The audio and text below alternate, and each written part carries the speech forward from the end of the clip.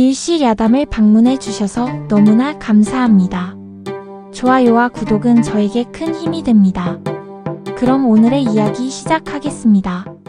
옛날 조선 후기 평안도 외곽 깊숙한 곳에 자리한 양반가의 이야기를 들려드리겠습니다. 가을빛 깊어가는 저녁, 높은 담장으로 둘러싸인 기와집에서는 한 여인의 한숨 소리가 바람을 타고 흘러나왔습니다. 안주인 혜영은 창가에 앉아 정원을 내려다보며 또 한 번 깊은 한숨을 내쉬었죠. 30을 넘긴 나이에도 아이 하나 없는 자신의 처지를 생각하면 가슴이 무거워질 수밖에 없었습니다. 또 한 달이 지났구나. 거울 앞에 앉은 혜영의 눈가에는 어느새 주름이 생겨나고 있었어요. 시집 온 지 10년이 넘었지만 아직 자식 하나 없다는 사실이 혜영을 괴롭히고 있었습니다. 무엇보다 남편은 오래전부터 혜영의 방을 찾지 않았고 바깥채에서 술로 세월을 보내고 있었죠. 그날 밤 갑자기 하늘에서 천둥 소리가 울려 퍼졌습니다. 봄비가 내리기 시작하자 혜영은 황급히 빨래를 거두려 마당으로 나섰어요. 바로 그때였습니다. 마당 한쪽에서 일하던 머슴 길보기와 혜영이 우연히 마주친 것은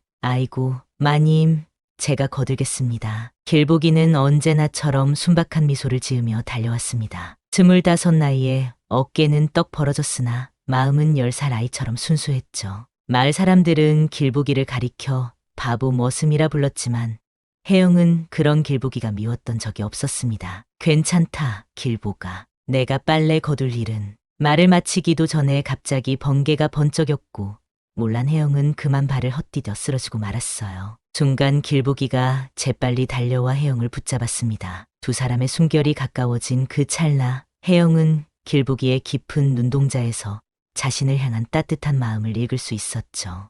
괜찮으냐? 네, 마님. 다치지 않으셨습니까? 길보기의 팔 안에 안겨있던 혜영은 왠지 모를 설렘을 느꼈습니다. 이런 감정은 처음이었어요. 남편과의 사이에서도 느껴보지 못한 심장의 떨림이었습니다. 비는 더욱 거세게 내리기 시작했고 두 사람은 처마 밑으로 급히 피했어요. 좁은 공간에 함께 있다 보니 자연스레 서로의 온기가 전해졌습니다. 혜영은 길보기의 따뜻한 숨결이 귓가를 스치는 것을 느끼며 얼굴이 붉어졌죠. 마님, 제가 모시겠습니다. 방으로. 그 순간 또 한 번 천둥이 크게 울렸고 놀란 혜영은 무의식적으로 길보기의 품에 안겼습니다. 서로의 심장 소리가 빗소리보다 더 크게 들리는 듯했어요. 혜영은 정신을 차리려 했지만 길보기의 넓은 가슴에 기대어 있는 것이 너무도 편안하게 느껴졌습니다. 길보가.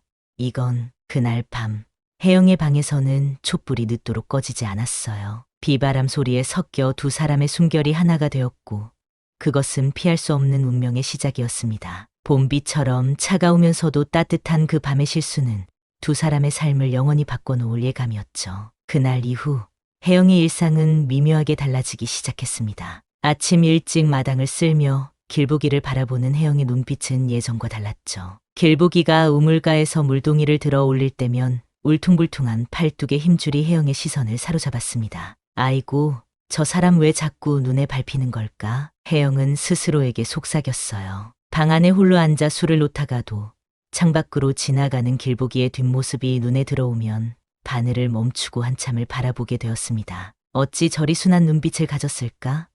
마치가 태어난 송아지 같은 저 맑은 눈. 한편 혜영의 달라진 모습을 눈여겨보는 이들이 있었습니다. 시어머니는 혜영이 예전보다 화장에 신경 쓰는 것을 눈치챘고 몸종들은 마님이 자주 창가에 앉아 마당을 내다본다며 수군거렸죠. 요즘 혜영 마님이 왜 저러시는지 얼굴에 홍조가 돌고 웃음꽃이 피어납니다. 10년 넘게 시집와서 처음 보는 일이지요.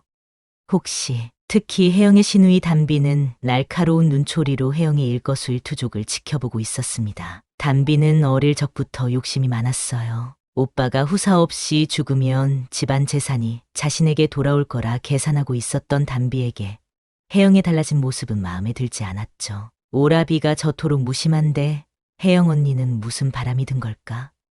혹시 담비는 몰래 혜영을 지켜보다가 서재에 들어가 문서들을 뒤적였습니다. 집안의 재산 목록과 상속 문서를 찾아내 살펴보던 담비의 눈에 새로운 계획이 떠올랐어요. 이렇게 하면 언니를 이 집에서 내쫓고 모든 재산을 차지할 수 있겠구나. 한편 혜영과 길보기 사이에도 미묘한 변화가 생겨났습니다. 우연히 마주칠 때마다 길보기는 얼굴을 붉히며 고개를 숙였어요. 그런 길보기를 보면 혜영도 가슴이 두근거렸습니다. 길보가, 네, 마님. 저기, 뒤뜰 꽃밭에 물 좀 줄래? 네, 마님. 당장 하겠습니다. 짧은 대화 속에서도 두 사람의 눈빛은 많은 이야기를 담고 있었어요. 혜영은 밤마다 그날의 실수를 후회하면서도 한편으론 길보기의 순박한 미소를 떠올리며 달콤한 꿈에 빠졌습니다. 그러던 어느 날, 혜영은 정원에서 홀로 발걸음을 옮기다 우연히 담장 너머 길보기와 여중 초분이 이야기하는 모습을 보게 되었어요. 초분은 예쁜 얼굴로 길보기에게 웃음을 보내며 이야기하고 있었습니다. 길보가, 이것 좀 먹어. 초분은 주머니에서 떡을 꺼내 길보기에게 건넸어요. 길보기가 수줍게 웃으며 떡을 받아 먹는 모습을 지켜보던 혜영의 가슴에 작은 불씨가 일었습니다. 아니, 이게 무슨 감정이지?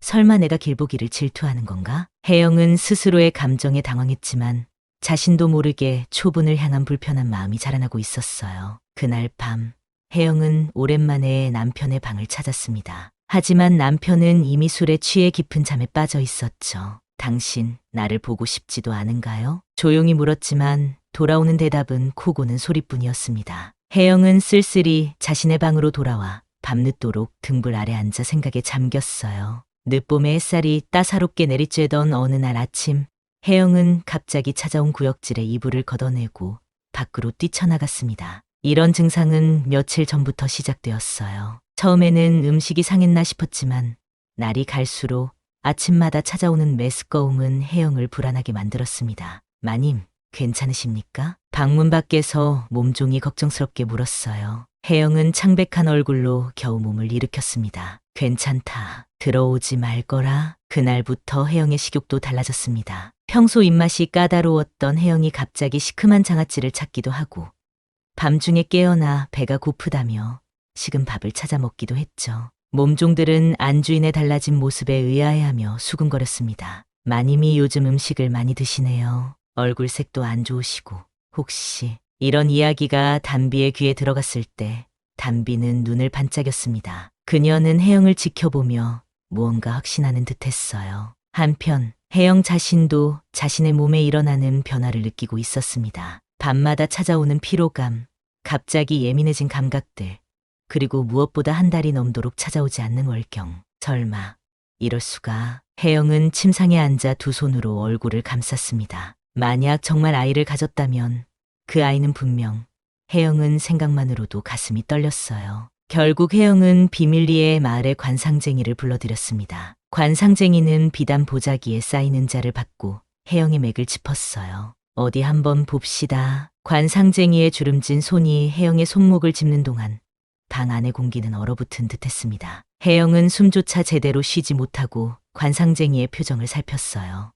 마님, 어서 말해보시오. 축하드립니다. 마님께서는 귀한 몸이 되셨소이다. 순간 혜영의 귓가에서 웅웅거리는 소리가 들렸습니다. 관상쟁이의 입이 계속 움직이고 있었지만 혜영의 귀에는 들리지 않았어요. 단 한마디 귀한 몸이라는 말만이 혜영의 머릿속을 맴돌았습니다. 말도 안 돼. 서방님은 몇 해 전부터 내 방을 찾지 않으셨는데. 혜영의 얼굴이 창백해졌어요. 그날 밤 그 실수의 결과가 지금 자신의 뱃속에 자라고 있다는 사실을 깨달은 혜영은 온몸에 식은땀이 흘렀습니다. 마님, 괜찮으십니까? 그래, 괜찮다. 이제 돌아가시오. 관상쟁이를 보낸 후 혜영은 방 안을 서성이며 생각에 잠겼습니다. 누구의 아이인지 혜영은 너무도 잘 알고 있었어요. 그 바보 머슴 길보기, 순한 눈매와 넓은 어깨를 가진 그 남자의 아이였습니다. 어쩌면 좋지?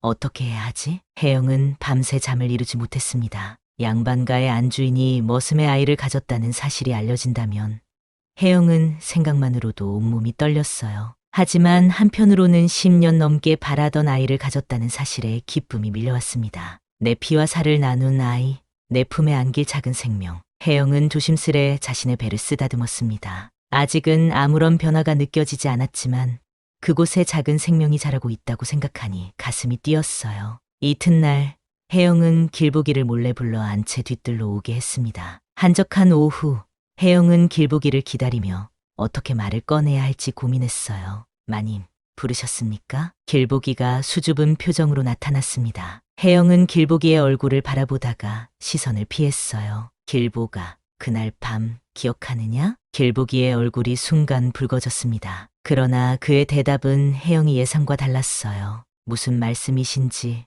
모르겠습니다, 마님. 길보기는 고개를 숙인 채 발끝만 바라보았습니다. 혜영은 당황했어요. 길보기가 정말 그날의 일을 기억하지 못하는 것인지 아니면 모른 척하는 것인지 알 수 없었습니다. 무슨 말씀이신지 모르겠습니다, 마님. 길보기의 말이 혜영의 가슴을 찔렀습니다. 혜영은 길보기의 표정을 유심히 살펴보았어요. 정말 기억을 못하는 것인지 아니면 일부러 모르는 척하는 것인지 그의 눈동자는 흔들리고 있었지만 표정은 여전히 순진무구했습니다. 그래, 그랬구나. 내가 착각했나 보다. 혜영은 마음을 진정시키려 했지만 가슴 한구석이 아파왔어요. 아이를 가진 사실을 말하려던 입술을 다시 굳게 닫았습니다. 그렇게 두 사람은 서로 다른 마음을 품은 채 헤어졌죠. 길보기는 마당을 나서며 깊은 한숨을 내쉬었습니다. 사실 그는 모든 것을 기억하고 있었어요. 그날 밤의 실수, 혜영마님의 향기, 그리고 그 따스한 온기.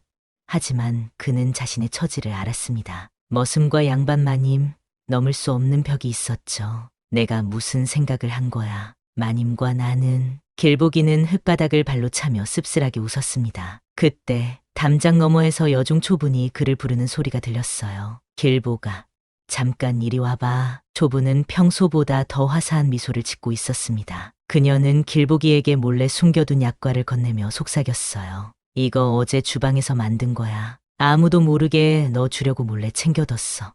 길보기는 수줍게 웃으며 약과를 받았습니다. 초분은 예쁜 얼굴로 길보기를 바라보았어요. 그녀는 오래전부터 길보기를 좋아했습니다. 바보 같지만 순수한 그 모습이 초분의 마음을 사로잡았죠. 고맙다, 초분아. 길보가, 넌 날 어떻게 생각해? 초분의 갑작스러운 질문에 길보기는 당황했습니다. 그는 말을 더듬으며 대답했어요.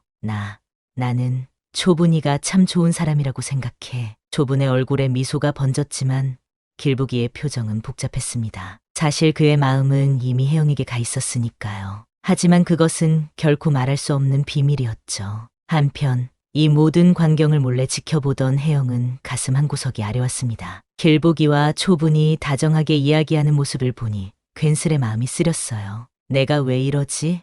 내가 질투를 하다니. 혜영은 스스로를 책망하며 방으로 돌아왔지만 마음의 동요를 멈출 수 없었습니다. 창문 너머로 보이는 하늘은 어느새 먹구름이 몰려오고 있었어요. 그날 저녁 초분은 우물가에서 물을 길어 오다가 담비와 마주쳤습니다. 담비는 초분을 유심히 바라보더니 슬쩍 말을 걸었어요. 초분아, 요즘 길보기와 자주 어울리는 모양이구나. 아닙니다. 그냥 가끔 이야기를 나눌 뿐이에요. 초분의 대답에 담비는 의미심장한 미소를 지었습니다. 그러고 물었어요. 길보기가 요즘 혜영 언니와도 자주 이야기하더구나. 초분의 표정이 굳어졌습니다. 그녀는 이미 혜영과 길보기 사이에 무언가 있다고 의심하고 있었어요. 담비의 말은 그 의심에 불을 지폈죠. 그런가요? 응, 아마 너도 봤을 거야. 혜영 언니가 길보기를 부르면 얼굴이 빨개지면서 달려가잖니. 담비의 말에 초분의 속이 부글부글 끓어올랐습니다. 그녀는 오래전부터 길보기를 좋아했는데 혜영이 그를 빼앗아 간다고 생각하니 참을 수 없었어요. 내가 왜 그런 걸 신경 써야 하죠? 초분은 퉁명스럽게 대답했지만 담비는 초분의 마음을 꿰뚫어 보았습니다. 담비는 초분의 어깨에 손을 얹으며 속삭였어요. 초분아, 사실은 말이야. 혜영 언니가 요즘 이상하단다. 아침마다 구역질을 하고 먹을 것을 자주 찾아. 그리고 길보기를 자주 부르지. 이상하지 않니? 초분은 담비의 말을 듣고 눈을 크게 떴습니다. 그녀는 이미 그 의미를 알아차렸어요. 설마, 그래, 바로 그거야. 혜영 언니가 아이를 가진 것 같아. 근데 서방님은 몇 년째 언니 방에 들르지 않으셨지. 그럼 그 아이는? 초분의 얼굴이 창백해졌습니다. 담비의 말이 사실이라면 혜영마님은 길보기의 아이를 가진 것이었어요. 초분의 가슴에 불덩이가 타올랐습니다. 저 여자가 날 넘봤어. 나만 바라보던 복이었는데. 초분은 물동이를 떨어뜨리고 주먹을 꽉 쥐었습니다. 담비는 그런 초분의 모습을 보며 살짝 웃었어요. 그녀의 계획대로 초분의 마음에 불을 지핀 것이었습니다. 구름 한 점 없이 맑은 하늘 아래 혜영은 정원의 나무 그늘에 앉아 있었습니다. 배 속의 아이가 조금씩 자라는 것을 느끼며 혜영은 술을 놓다 말고 먼 산을 바라보았어요. 이제 2달이 지났고 혜영의 허리춤은 조금씩 둥그러지고 있었습니다. 이대로 가다간 곧 티가 날 텐데 혜영은 한숨을 내쉬었습니다. 머슴의 아이를 가졌다는 사실이 알려진다면 양반가의 체면은 땅에 떨어지고 자신은 쫓겨날 것이 분명했어요. 하지만 그보다 더 혜영을 괴롭히는 것은 길보기의 냉담한 태도였습니다. 왜 그날의 일을 부정하는 걸까? 내가 꿈을 꾼 것도 아닌데. 혜영이 생각에 잠겨 있을 때 멀리서 길보기가 나무를 패는 소리가 들려왔습니다. 혜영은 자리에서 일어나 길보기가 있는 방향으로 걸음을 옮겼어요. 이제는 더 이상 미룰 수 없었습니다. 그에게 사실을 알려야 했죠. 혜영이 다가가자 길보기는 도끼질을 멈추고 고개를 숙였습니다. 땀에 젖은 그의 모습이 혜영의 가슴을 뛰게 했어요. 길보가, 네, 마님, 할 말이 있다. 따라오너라. 혜영은 담장 너머 한적한 언덕으로 길보기를 데려갔습니다. 주변에 아무도 없음을 확인한 후 혜영은 깊은 숨을 들이마시고 말했어요. 길보가, 나 아이를 가졌다. 길보기는 순간 얼어붙은 듯 했습니다. 그의 얼굴에서 핏기가 싹 가셨어요. 마님, 내 아이다. 길보가. 혜영의 말에 길보기는 고개를 돌린 채 아무 말도 하지 않았습니다. 그의 어깨가 미세하게 떨리고 있었어요. 혜영은 길보기의 반응이 못마땅했습니다. 왜 말이 없느냐? 내 아이를 가졌다는데 그것도 양반집 안주인이. 마님, 그건 불가능합니다. 길보기의 말에 혜영은 충격을 받았습니다. 불가능이라니. 혜영은 그의 팔을 붙잡았어요. 무슨 말이냐? 그날 밤 우리는 분명히. 마님, 제발 그런 일은 없었습니다. 제발 그만두십시오. 길보기는 간절한 눈빛으로 혜영을 바라보았습니다. 그 눈빛 속에는 두려움과 슬픔, 그리고 무언가 더 깊은 감정이 담겨 있었어요. 혜영은 그제야 깨달았습니다. 길보기는 자신을 보호하기 위해 그 일을 부정하고 있었던 거예요. 넌 날 지키려는 거지? 마님, 저는 그저 머슴일 뿐입니다. 마님께선 양반집 안주인이시고. 길보기의 말에 혜영의 눈에서 눈물이 흘러내렸습니다. 그의 마음을 이해할 수 있었어요. 둘 사이의 벽은 너무나 높았습니다. 하지만 이 아이는 서방님의 아이라고 하셔야 합니다. 그게 마님과 아이를 위한 길입니다. 길보기의 단호한 말에 혜영은 할 말을 잃었습니다. 그의 말이 맞았어요. 하지만 혜영의 마음은 이미 길보기에게 가 있었습니다. 길보가, 내 마음은 어떠냐? 나를 조금이라도 생각하고 있느냐? 혜영의 질문에 길보기는 길게 침묵했습니다. 그리고 마침내 입을 열었어요. 마님은 제게 해와 같은 존재입니다. 감히 올려다볼 수도 닿을 수도 없는. 그 말을 끝으로 길보기는 몸을 돌려 언덕을 내려갔습니다. 혜영은 그 자리에 한동안 서 있었어요. 그의 대답은 거절이면서도 한편으론 고백이었습니다. 그날 이후 혜영은 길보기를 더 이상 불러내지 않았습니다. 그저 멀리서 그의 모습을 바라볼 뿐이었어요. 하지만 둘의 만남을 눈치챈 사람이 있었으니 바로 담비와 초분이었습니다. 담비는 이 틈을 타 혜영이 아이를 숨겨 나오려 한다는 헛소문을 퍼뜨리기 시작했어요. 마을의 노파들과 이야기하며 살짝 흘리는 정도였지만 그 소문은 불길처럼 번져나갔습니다. 들었소? 혜영 마님이 아이를 가졌다는데 서방님이 몇 년째 방에 들르지 않았다면서요? 그럼 누구의 시집 귀신이 붙은 게야 머슴이랑 통정했다지 뭐냐. 이런 소문이 집안까지 들어오자 혜영은 점점 고립되기 시작했습니다. 시어머니는 혜영을 의심스러운 눈초리로 바라보았고 몸종들도 예전처럼 친근하게 대하지 않았어요. 한편 초분의 마음은 갈수록 복잡해졌습니다. 길보기를 향한 사랑과 질투, 그리고 혜영에 대한 배신감이 뒤엉켰어요. 길보가, 우리 같이 도망가면 어떨까? 어느 날 밤 초분이 길보기에게 속삭였습니다. 길보기는 놀란 표정으로 초분을 바라보았어요. 무슨 소리야? 초분아?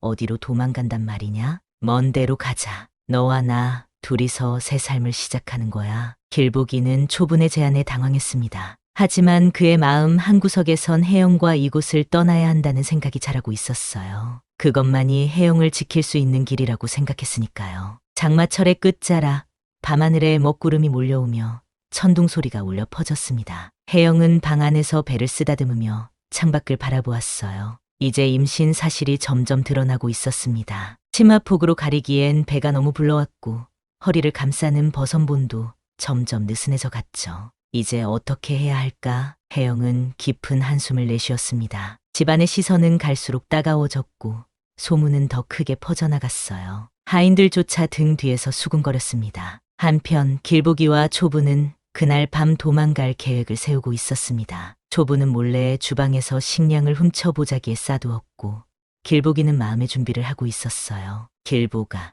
오늘 밤이야. 자정이 되면 뒷문으로 나와. 초분이 길보기에게 속삭였습니다. 길보기는 무거운 마음으로 고개를 끄덕였어요. 그는 혜영을 두고 떠나는 것이 가슴 아팠지만 이것이 혜영과 아이를 위한 길이라 생각했습니다. 해가 지고 어둠이 내려앉자 길보기는 자신의 짐을 챙겼습니다. 몇 벌 안 되는 옷가지와 세냥의 동전, 그게 전부였어요. 그는 마지막으로 혜영의 방이 있는 안채를 바라보았습니다. 마님, 부디 평안하시길. 그때였습니다. 혜영이 방을 나와 마당을 가로질러 오는 모습이 보였어요. 길보기는 급히 몸을 숨겼습니다. 혜영은 왠지 불안한 마음에 길보기를 찾아 나온 것이었죠. 한편 초부는 이미 뒷문에서 길보기를 기다리고 있었습니다. 그녀는 주변을 살피며 불안한 듯 발을 동동 굴렀어요. 어서 와야 할 텐데. 그때 뒷문 쪽에서 희미한 등불빛이 보였습니다. 초부는 급히 몸을 숨겼어요. 하지만 등불을 든 것은 혜영이 아닌 담비였습니다. 이게 누구야? 초분이 아니냐? 담비의 날카로운 목소리에 초부는 얼어붙었습니다. 담비는 초분의 손에 있는 보따리를 발견하고 의심스러운 눈초리로 물었어요. 이 밤중에 보따리는 왜 챙긴 거지? 아무것도 아닙니다. 그저 설마 도망가려는 건가? 누구와? 초분이 말을 더듬는 사이 혜영이 길보기를 찾아 그쪽으로 다가왔습니다. 제 여인이 만나는 순간 갑자기 천둥이 크게 울렸어요. 그 소리에 놀란 혜영이 발을 헛디디며 넘어질 뻔했고 그때 숨어있던 길보기가 달려나와 혜영을 붙잡았습니다. 마님, 순간 모든 게 드러났습니다. 담비는 승리의 미소를 지으며 세 사람을 바라보았어요. 이런, 내 눈을 의심해야겠구나. 우리 집 머슴과 몸종이 도망가려 했던 거야? 초부는 당황한 표정으로 길보기를 바라보았습니다. 길보기가 혜영을 붙잡고 있는 모습을 보니 가슴이 찢어지는 것 같았어요. 길보가, 너. 혜영도 상황을 이해하기 시작했습니다. 길보기와 초분이 함께 도망가려 했다는 사실에 가슴이 무너져 내렸어요. 너희들이. 담비가 큰 소리로 외치자 집안 사람들이 하나둘 나오기 시작했습니다. 혜영은 혼란스러운 상황 속에서 길보기를 바라보았어요. 마님이 그리 아꼈거늘 감히 등에 칼을 꽂아? 혜영의 목소리는 떨렸습니다. 길보기는 아무 말도 하지 못한 채 고개만 숙였어요. 초부는 질투와 배신감에 눈물을 흘렸고 담비는 이 모든 상황을 즐기듯 바라보았습니다. 집안의 어른들이 나오자 상황은 더욱 악화되었습니다. 시어머니가 앞으로 나서며 혜영을 노려보았어요. 며느리, 이게 무슨 일이냐? 내가 머슴과 무슨 관계인 것이냐? 혜영은 할 말을 잃었습니다. 그녀의 배는 이미 눈에 띄게 불러와 있었고 그 사실을 부정할 수 없었어요. 담비가 옆에서 부채질했습니다. 어머님, 소문이 사실이었나 봅니다. 혜영 언니가 머슴과 통정했다더니. 길보기는 급히 앞으로 나섰습니다. 그는 무릎을 꿇고 고개를 숙였어요. 제 잘못입니다. 마님은 아무 잘못이 없으십니다. 모든 게 다 제 불찰이오니. 하지만 이미 늦었습니다. 혜영은 절망 속에 주저앉았고 길보기는 하인들에게 끌려갔어요. 초부는 흐느끼며 그 자리를 떠났습니다. 그날 밤 혜영은 홀로 방에 갇혀 복통을 참으며 아이를 낳았습니다. 아무도 돕지 않는 출산의 고통 속에서 혜영은 이를 악물었어요. 아이야, 엄마가 지켜줄게. 그 어떤 남자도 믿지 않겠다. 작은 울음소리가 방 안을 채웠습니다. 혜영은 지친 몸을 이끌고 아이를 품에 안았어요. 눈물을 삼키며 그녀는 다짐했습니다. 이제부터 나와 너 둘이 살아갈 거야. 가을 햇살이 창문으로 비치던 아침, 혜영은 갓난아이를 품에 안고 있었습니다. 아이는 길보기를 닮아 눈매가 순했고 혜영을 닮아 코와 입술이 고왔어요. 혜영은 아이의 작은 손가락을 만지며 미소 지었습니다. 내 아들, 내 소중한 보물. 아이를 낳은 후 혜영은 방에 갇혀 지냈습니다. 시어머니의 명령으로 아무도 그녀를 찾아오지 않았고 음식조차 문틈으로 밀어 넣어 주었어요. 하지만 혜영은 아이만 있으면 견딜 수 있었습니다. 한편 담비는 상속을 노리고 더욱 적극적으로 움직이기 시작했습니다. 그녀는 혜영의 남편을 찾아가 사정을 설명하며 이혼을 종mis어요. 오라비, 이렇게 창피를 당했는데 어찌 그 여자를 계속 아내로 둘 수 있습니까? 머슴의 아이를 낳았다니 얼마나 부끄러운 일인지 혜영의 남편은 깊은 한숨을 내쉬었습니다. 그는 사실 혜영에게 큰 관심이 없었지만 집안의 체면을 생각하지 않을 수 없었어요. 그래, 그렇게 하자. 담비는 승리의 미소를 지으며 방을 나섰습니다. 이제 혜영을 내쫓고 나면 오라비의 재산은 모두 자신의 것이 될 테니까요. 그러나 뜻밖의 사건이 벌어졌습니다. 혜영이 아이를 낳은 지 며칠 후 마을에 관상쟁이가 찾아온 것이었어요. 그는 대문 앞에서 큰 소리로 외쳤습니다. 중요한 문서가 있습니다. 혜영 마님과 그 아이에 관한 진실입니다. 집안 사람들이 모두 놀라 마당으로 나왔습니다. 관상쟁이는 노인답지 않게 힘찬 목소리로 말했어요. 이 문서는 혜영 마님이 아이를 가졌을 때 제가 진맥한 결과를 적은 것입니다. 그리고 이것은 아이의 사주와 관상을 본 것이고요. 관상쟁이가 내민 문서를 담비가 가로챘습니다. 그녀는 눈을 크게 뜨고 내용을 읽더니 얼굴이 창백해졌어요. 이게 무슨 소리야? 시어머니가 다가와 문서를 빼앗아 읽었습니다. 그녀의 표정도 순식간에 변했어요. 이 아이는 정실의 핏줄이라고?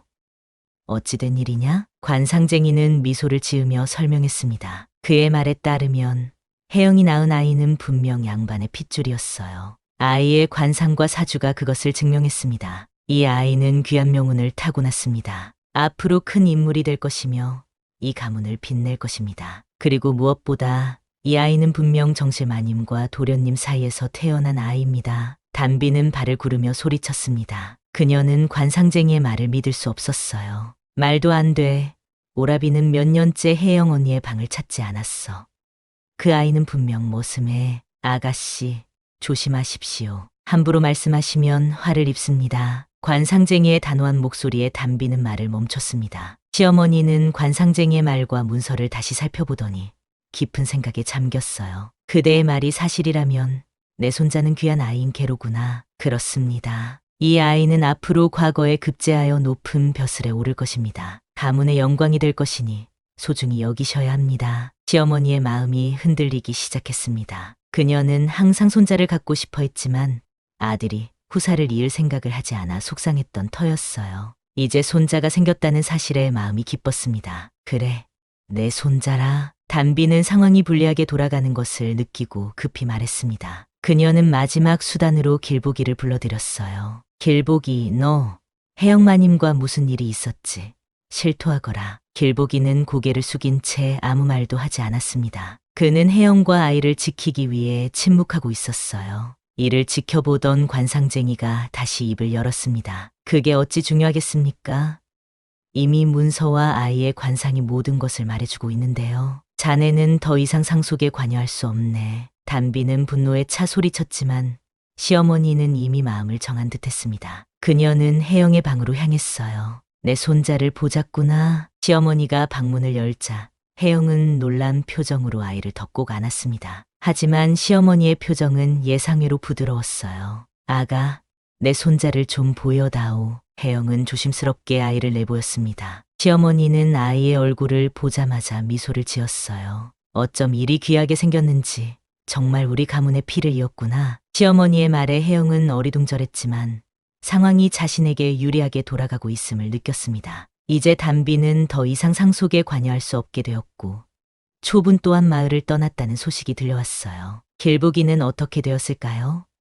그는 잠시 창고에 갇혀 있다가 관상쟁이의 중재로 풀려났습니다. 하지만 그는 더 이상 이 집에 머물 수 없었어요. 떠나기 전 길보기는 담장 너머로 혜영의 방을 마지막으로 바라보았습니다. 마님, 부디 행복하세요. 그리고 우리 아이도. 길보기의 속삭임은 가을바람에 실려 사라졌습니다. 그는 등을 돌려 마을을 떠났어요. 아무도 그가 어디로 갔는지 알지 못했습니다. 세월이 흘러 봄이 다시 찾아왔습니다. 혜영의 아들은 어느덧 5살이 되었고 눈썹과 눈매는 길보기를 쏙 빼닮았어요. 하지만 집안 사람들은 아이가 혜영의 남편을 닮았다며 좋아했습니다. 우리 손자 참 총명하구나. 이렇게 글을 빨리 배우다니. 시어머니는 손자를 무릎에 앉히고 글을 가르치며 기뻐했습니다. 아이는 정말 총명했고 5살의 나이에 이미 천자문을 다 외울 정도였어요. 관상쟁이의 말대로 큰 인물이 될 상이었습니다. 혜영은 이제 집안에서 제 위치를 찾았습니다.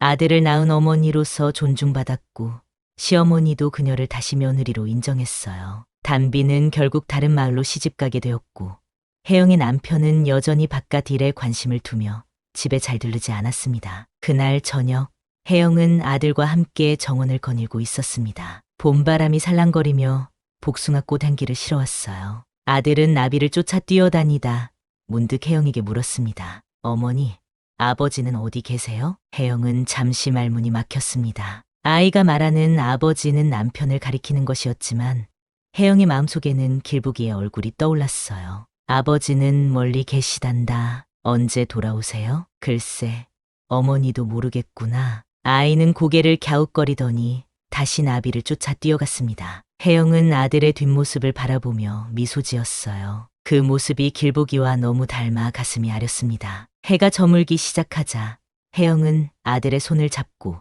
방으로 돌아왔습니다. 그날 밤 아이가 잠든 후 혜영은 문을 열고 달을 바라보았어요. 어디선가 바람 소리가 들려왔고 마치 길보기의 목소리 같았습니다. 마님, 잘 지내시나요? 혜영은 놀라 주변을 둘러보았지만 아무도 없었습니다. 그저 바람 소리였을 뿐이었어요. 하지만 혜영은 알고 있었습니다. 길보기가 가끔 마을 근처에 와서 자신과 아이를 몰래 지켜본다는 것을. 어느 날 혜영은 시장에 나갔다가 우연히 길보기를 마주쳤습니다. 그는 이제 장사꾼이 되어 있었어요. 두 사람은 멀리서 눈빛을 교환했을 뿐 가까이 가지 않았습니다. 하지만 그 짧은 순간 모든 말을 나눈 것 같았어요. 그날 저녁 혜영은 아들을 품에 안고 이야기했습니다. 그녀의 목소리는 부드러웠지만 눈에는 눈물이 고여 있었어요. 내 아들아, 내가 커서 어른이 되면 모든 걸 말해주마. 내 진짜 아버지가 어떤 사람인지, 그가 얼마나 너를 사랑했는지.